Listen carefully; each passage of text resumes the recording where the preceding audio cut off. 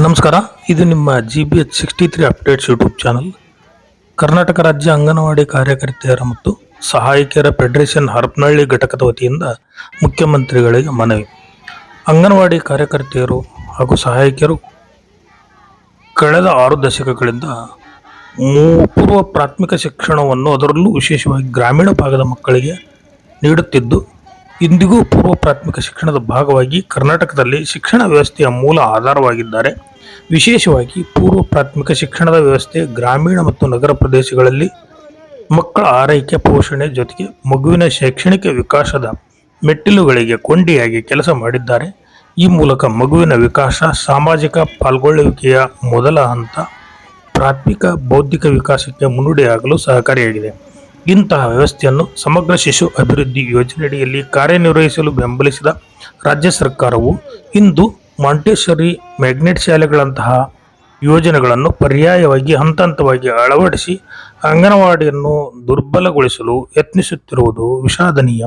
ಅಂಗನವಾಡಿ ಕಾರ್ಯಕರ್ತೆಯರು ಅನೇಕ ಅಡೆತಡೆಗಳ ನಡುವೆಯೂ, ಕಡಿಮೆ ವೇತನ, ಕನಿಷ್ಠ ಸೇವಾ ಭದ್ರತೆಯ ನಡುವೆಯೂ ಅಂಗನವಾಡಿ ಕೆಲಸದ ಹೊರತಾಗಿ ಸರ್ಕಾರದ ವಿವಿಧ ಯೋಜನೆಗಳಾದ ಪೋಷಣ್ ಅಭಿಯಾನ, ಗರ್ಭಿಣಿಯರ ಆರೈಕೆ, ಪೌಷ್ಟಿಕಾಹಾರ ಯೋಜನೆಗಳ ಸಮರ್ಪಕ ಜಾರಿಯಂತಹ ಹಲವು ಕೇಂದ್ರ ಹಾಗೂ ರಾಜ್ಯ ಸರ್ಕಾರದ ಯೋಜನೆಗಳ ಜಾರಿಗೆ ಸಾಮಾಜಿಕ ಕೊಂಡಿಯಾಗಿದ್ದಾರೆ.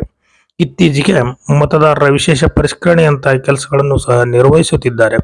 2022ರಲ್ಲಿ ಮಾನ್ಯ ಸರ್ವೋಚ್ಚ ನ್ಯಾಯಾಲಯದ ತೀರ್ಪಿನಂತೆ ಅಂಗನವಾಡಿ ಕಾರ್ಯಕರ್ತೆಯರು ಸರ್ಕಾರಿ ನೌಕರರ ಸಮಾನ ಕೆಲಸ ಮಾಡುತ್ತಿರುವವರು ಎಂದು ಪರಿಗಣಿಸಿ ಅವರನ್ನು ನೌಕರರು ಎಂದು ಪರಿಗಣಿಸಿ ಉಪದಾನ ನೀಡಬೇಕೆಂದು ನೀಡಿದ ತೀರ್ಪಿನಲ್ಲಿ ಅವರಿಗೆ ಸಮಾನ ಕೆಲಸಕ್ಕೆ ಸಮಾನ ವೇತನ ನೀಡಬೇಕೆಂದು ಅಭಿಪ್ರಾಯಿಸಲಾಗಿತ್ತು. ಇದರ ನಡುವೆಯೂ ಅಂಗನವಾಡಿ ಕಾರ್ಯಕರ್ತೆಯರು ಹಾಗೂ ಸಹಾಯಕಿಯರಿಗೆ ಕನಿಷ್ಠ ವೇತನ ಸೌಲಭ್ಯ ಪಡೆಯಲು ಹಲವು ದಶಕಗಳ ಹೋರಾಟ ಅನಿವಾರ್ಯವಾಗಿರುವುದು ವ್ಯವಸ್ಥೆಯ ಜಟಿಲತೆಯ ಸಾಕ್ಷಿಯಾಗಿದೆ.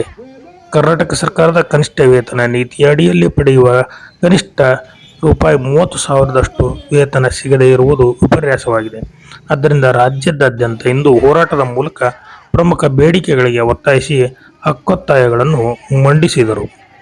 ಅವರ ಪ್ರಮುಖ ಬೇಡಿಕೆಗಳು 2-3 ತಿಂಗಳಿಂದ ಬಾಕಿ ಇರುವ ಗೌರವಧನ ಬಿಡುಗಡೆ ಮಾಡುವುದು, ಕನಿಷ್ಠ ವೇತನ ಜಾರಿಗೊಳಿಸುವುದು, ಮನೆ ಸಮೀಕ್ಷೆ, ಜಾತಿ ಪ್ರಮಾಣ ಪತ್ರ ಮನೆ ಮನೆಗೆ ವಿತರಣೆ ಹಾಗೂ ಗೃಹಲಕ್ಷ್ಮಿ ಸಮೀಕ್ಷೆ ಸೇರಿದಂತೆ ಅಂಗನವಾಡಿಗೆ ಕೆಲಸಕ್ಕೆ ಸಂಬಂಧಿಸಿದ ಹೆಚ್ಚುವರಿ ಕೆಲಸಗಳಿಂದ ಕಾರ್ಯಕರ್ತರನ್ನು ಮುಕ್ತಗೊಳಿಸುವುದು, 11ನೇ ವೇತನ ಆಯೋಗದ ಶಿಫಾರಸು, ಗ್ರಾಚ್ಯುಟಿ ಸೇರಿ ಬಾಕಿ ಇರುವ ಸೌಲಭ್ಯಗಳನ್ನು ಜಾರಿಗೊಳಿಸುವುದು, 6ನೇ ಗ್ಯಾರಂಟಿ ಯೋಜನೆ ಜಾರಿಗೊಳಿಸುವುದು, ಪ್ರಭಾರ ಭತ್ಯೆಯನ್ನು ಹೆಚ್ಚಿಸುವುದು, DA ಹೆಚ್ಚಳ, ಅಂಗನವಾಡಿ ಕಾರ್ಯಕರ್ತರ ಸಹಾಯಕರಿಗೆ ಋತುಚಕ್ರದ ರಜೆ ನೀಡುವುದು, ಸಂಬಳ ಸಹಿತ ವೈದ್ಯಕೀಯ ರಜೆ ನೀಡುವುದು, ಬಾಕಿ ಇರುವ ಸಾದಿಲ್ವಾರು ಹಣವನ್ನು ಕೂಡಲೇ ಬಿಡುಗಡೆ ಮಾಡುವುದು, ಕಳಪೆ ಗುಣಮಟ್ಟದ ಸಮವಸ್ತ್ರವನ್ನು ನೀಡುವುದನ್ನು ನಿಲ್ಲಿಸಿ ಗುಣಮಟ್ಟದ ಸಮವಸ್ತ್ರ ಒದಗಿಸುವುದು, ಸರ್ಕಾರಿ ಶಾಲೆಗಳಲ್ಲಿ LKG, UKG ಆರಂಭಿಸಿದ 4 ವರ್ಷದೊಳಗಿನ ಮಕ್ಕಳನ್ನು ದಾಖಲಿಸಿಕೊಳ್ಳುತ್ತಿದ್ದು ಅಂಗನವಾಡಿ ಕೇಂದ್ರಗಳ ಮಕ್ಕಳ ದಾಖಲಾತಿ ಕಡಿಮೆಯಾಗುತ್ತಿರುವ ಸಮಸ್ಯೆ ಪರಿಹರಿಸುವುದು, ಅಂಗನವಾಡಿ ಮಕ್ಕಳಿಗೆ ನೀಡುವ ಮೊಟ್ಟೆಯ ದರವನ್ನು ಹೆಚ್ಚಿಸಿ, ತರಕಾರಿ ಖರೀದಿ ಹಣವನ್ನು ಹೆಚ್ಚಿಸಿ, ಅಂಗನವಾಡಿ ಕಾರ್ಯಕರ್ತರನ್ನು SIR ಕರ್ತವ್ಯದಿಂದ ಬಿಡುಗಡೆಗೊಳಿಸುವುದು, ಖಾಲಿ ಇರುವ ಅಂಗನವಾಡಿ ಕಾರ್ಯಕರ್ತೆಯರು ಮತ್ತು ಸಹಾಯಕರ ಹುದ್ದೆಗಳನ್ನು ಕೂಡಲೇ ಭರ್ತಿ ಮಾಡುವುದು, ವಿವಿಧ ಬೇಡಿಕೆಗಳ ಜೊತೆಗೆ ಜಿಲ್ಲೆ ಹಾಗೂ ತಾಲೂಕು ಮಟ್ಟದಲ್ಲಿ ಇರುವ ಸ್ಥಳೀಯ ಸಮಸ್ಯೆಗಳು ಮತ್ತು ಬೇಡಿಕೆಗಳನ್ನು ತಕ್ಷಣ ಪರಿಹರಿಸಬೇಕು ಎಂದು ಒತ್ತಾಯಿಸಿ ಅಂಗನವಾಡಿ ಕಾರ್ಯಕರ್ತೆಯರು ಮತ್ತು ಸಹಾಯಕರು ಜಾಥಾದ ಮೂಲಕ ದಿನಾಂಕ 25/8/2026 ಹರಪನಹಳ್ಳಿಯ ತಹಸೀಲ್ದಾರರು ಮತ್ತು ಶಿಶು ಅಭಿವೃದ್ಧಿ ಅಧಿಕಾರಿಗಳ ಮೂಲಕ ಮನವಿ ಸಲ್ಲಿಸಿದರು.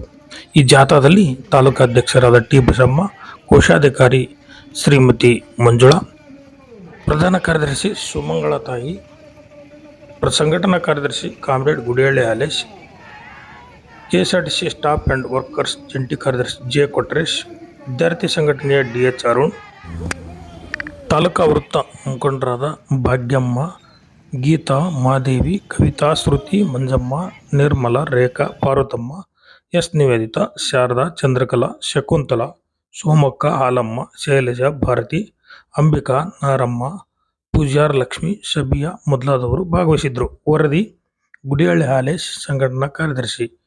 ನಮಸ್ಕಾರ. ಇದು ನಿಮ್ಮ GBH63 ಅಪ್ಡೇಟ್ಸ್ ಯೂಟ್ಯೂಬ್ ಚಾನಲ್. ದಯಮಾಡಿ ನಮ್ಮ ಚಾನಲ್ ಸಬ್ಸ್ಕ್ರೈಬ್ ಮಾಡಿ, ಶೇರ್ ಮಾಡಿ, ಲೈಕ್ ಹಾಗೂ ಕಮೆಂಟ್ ಮಾಡಿ. ಧನ್ಯವಾದಗಳು.